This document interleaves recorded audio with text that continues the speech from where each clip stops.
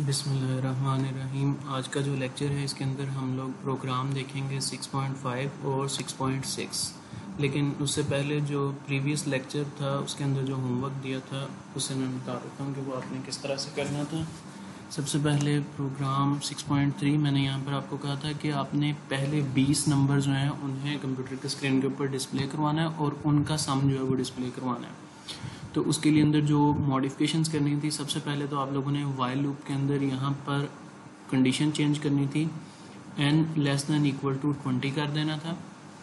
और जब आपने n less than equal to 20 कर देना था तो आपके पास कंप्यूटर की स्क्रीन के ऊपर ऑटोमेटिकली जो है वो 20 नंबर्स डिस्प्ले होंगे और उनका सम जो है वो डिस्प्ले हो जाएगा। यहाँ पर आप देख सकते हैं कि कंप्यूटर की स्क्रीन के ऊपर पहले 20 नंबर जो है वो डिस्प्ले हो रहे हैं और नीचे हमारे पास एंड पे उनका सम जो है वो डिस्प्ले हो रहा था। जस्ट ये एक मामूली सी मॉडिफिकेशन करने से आपका प्रोग्राम जो है वो इस तरह से चेंज हो जाना था। नेक्स्ट जो था प्रोग्राम 6.4, उसके अंदर मैंने आपको मॉडिफिकेशन करने के लिए दी थी, वो भी देख लेते हैं।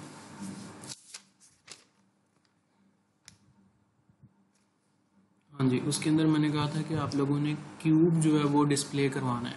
जो एक्चुअल प्रोग्राम मैंने करवाया था उसके अंदर हम लोग स्केयर डिस्प्ले करवा रहे थे और आप लोगों को कहा था कि आप लोगों ने क्यूब डिस्प्ले करवाना है। तो सारे का सारा प्रोग्राम एज इट इज़ वैसे ही रहना था। जस्ट यहाँ पर सी आउट स्टेटमेंट के अंदर जहाँ पर n मल्टीप्लाइड बाय n आ रहा था वहाँ पर n multiplied by n multiplied by n लिख देना था, जिससे आपके पास उन नंबर्स का क्यूब जो है वो डिस्प्ले हो जाना था। अब इसे रन करके देखते हैं।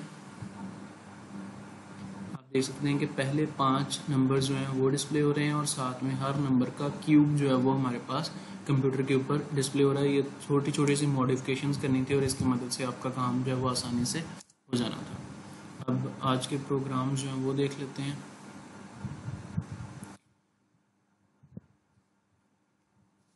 प्रोग्राम है आज का 6.5।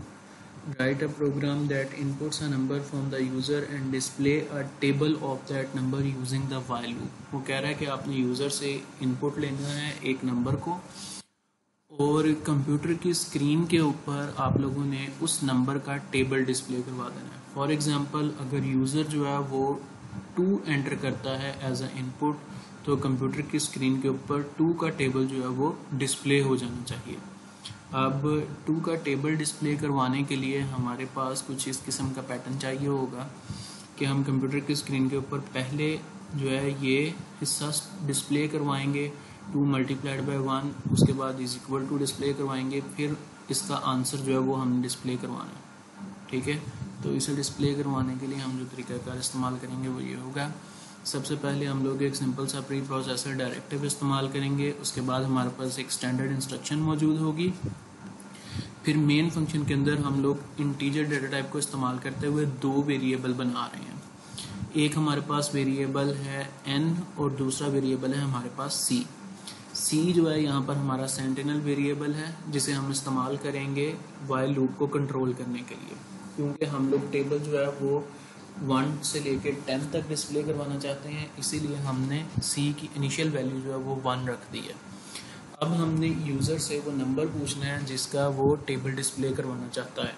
तो हमने एक सी आउट स्टेटमेंट लिखी, एंटर अ नंबर, जिसके रिस्पांस में यूज़र कोई सा भी नंबर एंटर करेगा और उस नंबर को हम n नाम के वेरिएबल के अंदर स्टोर करवा लेंगे। उसके बाद वाइल लूप की मदद से हम लोग इस टेबल को कंप्यूटर की स्क्रीन के ऊपर डिस्प्ले करवाएंगे। वाइल लूप के अंदर हमने कंडीशन लिखी c less than equal to 10, यानी कि जब तक c की वैल्यू 10 से कम रहेगी या 10 के बराबर रहेगी तब तक वाइल लूप की बॉडी जो है वो एग्जीक्यूट होती रहे। और वाइल लूप की बॉडी के अंदर हम लोग एक सी आउट स्टेटमेंट लिख रहे हैं। अब ये सी आउट स्टेटमेंट जो है वो हमने टेबल के मुताबिक जो है वो बनानी है। आप देख सकते हैं कि सबसे पहले सी आउट स्टेटमेंट में हमने n लिखा है। n वो नंबर था जिसका हम टेबल डिस्प्ले करवाना चाहते थे। हमने फ़र्ज़ कर लेते हैं कि यूज़र ने 2 एंटर किया तो यहाँ पर हमारे पास n आ गया। उसके बाद डबल कोटेशंस के अंदर मैंने ये मल्टीप्लिकेशन का सिंबल जो है वो लिख दिया। फिर उसके बाद मैंने c लिख दिया जो कि हमारे पास काउंटर वेरिएबल की वैल्यू है, क्योंकि हम फर्स्ट टाइम 1 की वैल्यू डिस्प्ले 2 मल्टीप्लाइड बाय 1 की वैल्यू डिस्प्ले करवाना चाहते हैं तो यहाँ पर c लिख दिया। फिर डबल कोटेशंस के अंदर यहाँ पर इज इक्वल टू लिख दिया उसके बाद n और c को मल्टीप्लाई करके जो भी आंसर हमारे पास आएगा उसे एंड पे सी आउट स्टेटमेंट के अंदर लिख दिया, जिससे हमारे पास फर्स्ट टाइम 2 मल्टीप्लाइड बाय 1 की वैल्यू जो आंसर आएगा वो कंप्यूटर की स्क्रीन के ऊपर डिस्प्ले हो जाएगा। नेक्स्ट टाइम c की वैल्यू इंक्रीज होगी, c की वैल्यू इंक्रीज होगी तो c की वैल्यू इनिशियली थी 1, अब c की वैल्यू क्या हो गई 2। जब c की वैल्यू 2 हो गई तो कंट्रोल जो है दोबारा से कंडीशन 2 होने की सूरत में व्हाइल लूप की बॉडी के अंदर एंटर होगा। अब यहाँ पर n की वैल्यू 2 ही रहेगी जो कि यूजर ने एंटर कर दी, c की वैल्यू हमारे पास हो गई 2, तो मल्टीप्लाइड बाय 2 आ गया, उसके बाद इज इक्वल टू और फिर 2 मल्टीप्लाइड बाय 2 हमारे पास डिस्प्ले हो जाएगा 4। नेक्स्ट टाइम c की वैल्यू हमारे पास 3 हो गई, अब दोबारा से कंडीशन ट्रू है तो n की वैल्यू हमारे पास 2 ही रहेगी, हमारे पास मल्टीप्लिकेशन का सिंबल एज इट इज वैसे ही आ गया, c की वैल्यू 3 हो गई और इन दोनों को मल्टीप्लाई करके आंसर जो है वो हमारे पास 6 जो है वो यहाँ पर डिस्प्ले हो जाएगा। इस तरह से हमारे पास कंप्यूटर की स्क्रीन के ऊपर टेबल जो है वो 1 से लेके 10 तक डिस्प्ले हो जाएगा। तो अब हम इसे रन करके चेक कर लेते हैं। फर्स्ट टाइम मैं 2 एंटर करता हूँ और एंटर प्रेस करता हूँ, मेरे पास 2 का टेबल जो है वो कंप्यूटर की स्क्रीन के ऊपर आप लोग देख सकते हैं कि डिस्प्ले हो गया। अब मैं n की वैल्यू जो है वो 3 कर देता हूँ तो मेरे पास 3 का टेबल जो है वो कंप्यूटर की स्क्रीन के ऊपर डिस्प्ले हो जाएगा। मैं इसे 17 कर देता हूँ तो मेरे पास 17 का टेबल जो है वो कंप्यूटर की स्क्रीन के ऊपर डिस्प्ले हो जाएगा।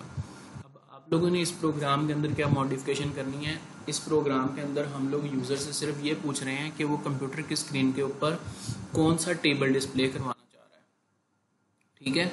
जबकि आप लोग इसके अंदर मॉडिफिकेशन ये करेंगे कि जो यूज़र है वो कहाँ तक जो है वो टेबल डिस्प्ले करवाना चाह रहा है। एक तो वो ये बताए कि वो कौन सा टेबल डिस्प्ले करवाना चाह रहा है, दूसरा वो ये भी बताए कि आया वो 10 तक ही टेबल डिस्प्ले करवाना चाह रहा है, 15 तक डिस्प्ले करवाना चाह रहा है, 4 तक डिस्प्ले करवाना चाह रहा है। यानी अगर यूज़र जो है वो 2 का टेबल जो है वो 20 तक डिस्प्ले करवाना चाह रहा है तो वो 20 तक कंप्यूटर के स्क्रीन के ऊपर डिस्प्ले होना चाहिए। ये आपने मॉडिफिकेशन करनी है इस प्रोग्राम के अंदर, बहुत मामूली सी मॉडिफिकेशन है, उसकी मदद से जो है वो कंप्यूटर की स्क्रीन के ऊपर 2 का टेबल 20 तक या फिर 30 तक, यानी कि यूज़र जो चाहे उसके मुताबिक वहाँ तक एंटर करे और उसके मुताबिक वो यानी 2 इनपुट्स प्रोवाइड करे। एक तो वो ये बताया कि टेबल कौन सा डिस्प्ले करवाना है और कहाँ तक डिस्प्ले करवाना है। ये मॉडिफिकेशन आपने प्रोग्राम के अंदर करनी है और ये आपका होमवर्क है।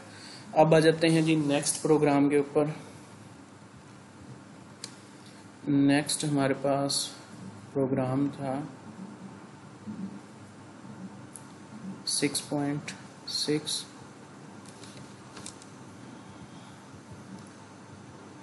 प्रोग्राम 6.6 है जी, फैक्टोरियल कैलकुलेट करने वाला है। ये तो मैथमेटिक्स के स्टूडेंट्स के लिए इंतहाई इजी होगा फैक्टोरियल कैलकुलेट करना, इसकी लॉजिक डेवलप करना। CS के स्टूडेंट्स के लिए मुश्किल हो सकती है, लेकिन मैथ के स्टूडेंट्स के लिए इस किस्म के प्रोग्राम्स को लिखना और डेवलप करना काफ़ी ज़्यादा इजी है। अच्छा, यहाँ पे मैंने एक प्रोग्राम जो है वो स्किप किया है 6.7, वो मैथ डिपार्टमेंट के स्टूडेंट्स जो हैं वो सारे खुद से जो है उसे करेंगे। अच्छा जी, सबसे पहले वो कह रहा है जी आपने यूज़र से एक नंबर लेना है और यूज़र जो भी नंबर एंटर करे उसका फैक्टोरियल जो है वो डिस्प्ले करवाना है। तो हमारे पास एक सिंपल सा प्री प्रोसेसर डायरेक्टिव है, हमारे पास स्टैंडर्ड इंस्ट्रक्शन मौजूद है और यहाँ पर मेन फंक्शन के अंदर मैं 3 इंटीजर वेरिएबल बना रहा हूँ, इंट n, c और f। ये 3 वेरिएबल मैंने इसलिए बनाया क्योंकि इसमें से c जो है वो सेंटिनल वेरिएबल के तौर पे जो है वो इस्तेमाल किया जाएगा लूप को कंट्रोल करने के लिए। f जो है वो फैक्टोरियल कैलकुलेट करने के लिए हम इस्तेमाल करेंगे और n जो है वो भी हम लोग व्हाइल लूप के अंदर इस्तेमाल करेंगे। इस n नाम के वेरिएबल के अंदर यूज़र वो नंबर प्रोवाइड करेगा जिसका फैक्टोरियल कैलकुलेट करना है। तो c की इनिशियल वैल्यू हमने 1 रख दी, फैक्टोरियल की इनिशियल वैल्यू जो है वो भी हमने 1 रख दी और उसके बाद ये फैक्टोरियल की इनिशियल वैल्यू हमने 1 इसलिए रखी क्योंकि अगर आप 0 का फैक्टोरियल भी कैलकुलेट करें तब भी आपके पास फैक्टोरियल आई थिंक 1 ही आता है। उसके बाद सी आउट स्टेटमेंट की मदद से हमने कंप्यूटर स्क्रीन के ऊपर मैसेज डिस्प्ले करवाया, एंटर अ नंबर। यूज़र ने जो भी नंबर एंटर किया वो इस n नाम के वेरिएबल के अंदर आगे सेव हो जाएगा। फर्ज कर लेते हैं कि यूज़र ने 3 एंटर किया, हमारे पास n की वैल्यू जो है वो 3 है। अब c की वैल्यू 1, n की वैल्यू 3, कंडीशन हमारे पास ट्रू। अब बॉडी जो है वो कंट्रोल लूप की बॉडी के अंदर मूव होगा। f की इनिशियल वैल्यू हमारे पास 1, c की वैल्यू भी 1, 1 मल्टीप्लाइड बाय 1 हमारे पास क्या आ गया, f की वैल्यू हो गई 1। ठीक है, उसके बाद c की वैल्यू के अंदर हम 1 इंक्रीज करेंगे, c की वैल्यू के अंदर इंक्रीज किया तो c की वैल्यू हो गई हमारे पास 2, c की वैल्यू हो गई हमारे पास 2। कंडीशन अभी भी ट्रू है क्योंकि n की वैल्यू हमारे पास क्या थी, 3। हमने अज्यूम किया था कि यूजर ने 3 एंटर किया। कंडीशन अभी भी ट्रू। दोबारा से कंट्रोल अंदर एंटर होगा।